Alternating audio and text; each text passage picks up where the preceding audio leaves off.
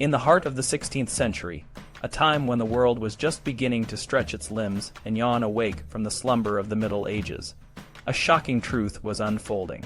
Imagine a world where the most respected scholars and thinkers, the very guardians of knowledge and faith, began to question the very foundations of their beliefs.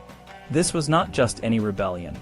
It was a quiet, intellectual revolution that would shake the very roots of the Catholic Church and change the course of history forever. Let's start with Margaret Beaufort, a woman who lived in England during the late 15th and early 16th centuries. She was a powerful figure, a devout Catholic, and a key supporter of the Tudor dynasty. Margaret was so committed to her faith that it's said she never missed a single Mass. She believed deeply in the traditions of the Church and spent a significant part of her wealth and influence establishing chairs of divinity at Oxford and Cambridge, ensuring that the teachings of the Church would be passed on to future generations. But here's the shocking part. Within a generation, the theologians who held these prestigious positions would no longer be blessed by the Pope in Rome. Instead, they would be appointed by Margaret's younger grandson, King Henry VIII, who would break away from the Catholic Church and establish the Anglican Church, making himself the supreme head. This meant that the Church in England would no longer be under the authority of the Pope, and Henry would effectively become the new Christ's vicar on the island. For a woman like Margaret, who cherished her faith in the traditions of the Church, this would have been a devastating blow. Now let's travel east to Germany, a place that was, in many ways, a world away from the refined courts of England. Germany was a patchwork of small principalities, each with its own ruler, and it was a hotbed of intellectual and religious ferment. Here, a man named Conradus Celtis, known as the arch-humanist, was causing a stir. Celtis was a brilliant scholar, who had a profound impact on the students he taught. However, he began to entertain and spread ideas that were heretical at the time. He questioned the existence of the soul, and even the existence of God.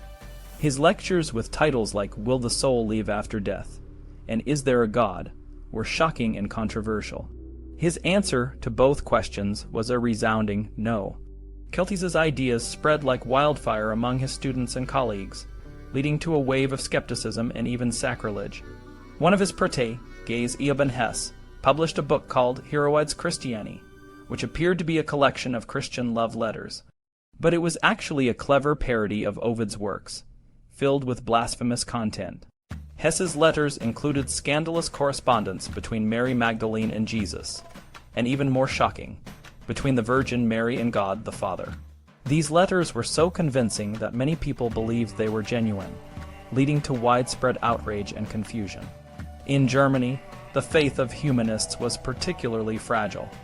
While many humanists in other parts of Europe remained loyal to the Church, in Germany, scholars like Conradus Mucianus Rufus were openly questioning the foundations of Christianity.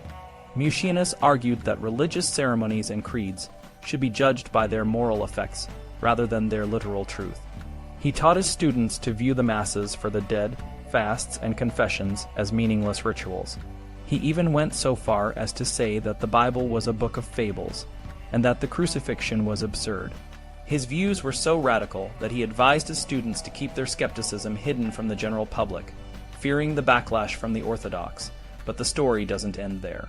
The intellectual revolution that began with these scholars and thinkers would eventually lead to one of the most significant events in European history, the Reformation.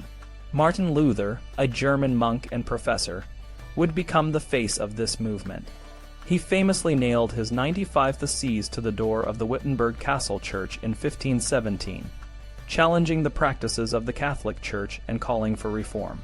Luther's ideas spread quickly, fueled by the printing press, and soon the entire continent was in turmoil. The Church, which had long been the center of power and authority, found itself under attack from all sides. Luther and his followers questioned the Church's teachings, the sale of indulgences, and the authority of the Pope. They argued that the Bible, not the Church, was the ultimate authority in matters of faith. This movement, known as the Protestant Reformation, led to the splintering of the Christian world and the creation of new churches, each with its own interpretations of the Bible. The impact of this intellectual and religious revolution was profound. It challenged the idea that life on earth was merely a preparation for the afterlife. Instead, humanists began to celebrate the value of human life and the importance of individual experience. They drew inspiration from the ancient Greek and Roman philosophers, who emphasized the worth of human beings and the pursuit of knowledge. This shift in thinking laid the groundwork for the Enlightenment, a period of great scientific and philosophical advancement that would follow in the centuries to come.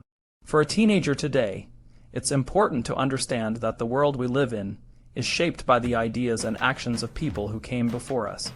The story of Margaret Beaufort, Conradus Celtis, and Martin Luther is a reminder that even the most established institutions can be challenged and changed.